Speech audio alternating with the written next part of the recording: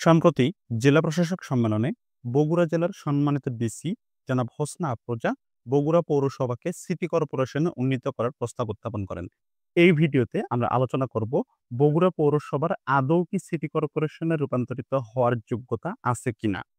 প্রাচীন পুণ্ড্রনগর খ্যাত করতোয়া নদী বিধৌত জনপদ বগুড়া। ব্রিটিশ আমলে গঠিত হওয়া এই জেলা ১৮৭৬ সালে পৌরসভাতে উন্নীত হয়, যেটি বাংলাদেশের বৃহত্তম পৌরসভা এবং এই পৌরসভার ওয়ার্ড সংখ্যা ২১টি। একটি পৌরসভা সিটি কর্পোরেশনে উন্নীত হওয়ার জন্য জনসংখ্যার প্রয়োজন ন্যূনতম ৪ লাখ, যেখানে বগুড়া পৌরসভার জনসংখ্যা ৪.৫ লাখ। জনসংখ্যার ঘনত্ব হতে হয় প্রতি বর্গ কিলোমিটারে ৩,০০০ জন, যেখানে বগুড়া পৌরসভার জনসংখ্যার ঘনত্ব ৫,৮৪৩ জন প্রতি বর্গ কিলোমিটারে। একটি পৌরসভা সিটি কর্পোরেশনে রূপান্তরিত হতে হলে এর ন্যূনতম আয়তন হতে হয় ২৫ বর্গ কিলোমিটার, যেখানে বগুড়া পৌরসভার আয়তন ৭০ বর্গ কিলোমিটার প্রায়।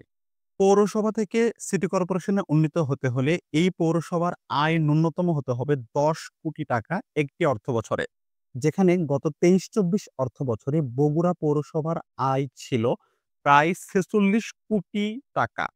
পৌরসভা থেকে সিটি কর্পোরেশনে উন্নীত হওয়ার জন্য ওই পৌরসভায় অবশ্যই শিল্প কারখানা থাকতে হবে। বগুড়া পৌরসভায় বিসিক সহ আরো প্রায় ২০,০০০-এর অধিক ছোট বড় মাঝারি আকারের শিল্প কারখানা রয়েছে।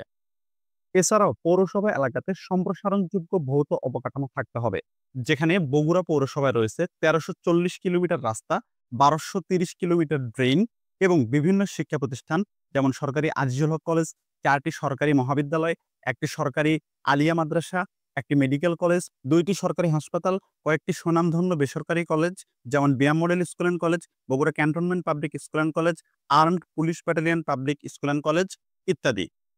এছাড়াও বগুড়াতে রয়েছে একটি সেনানিবাস, একটি পুলিশ ব্যাটালিয়ন, একটি বিমান বাহিনীর রাডার ইউনিট ও একটি বিমানবন্দর।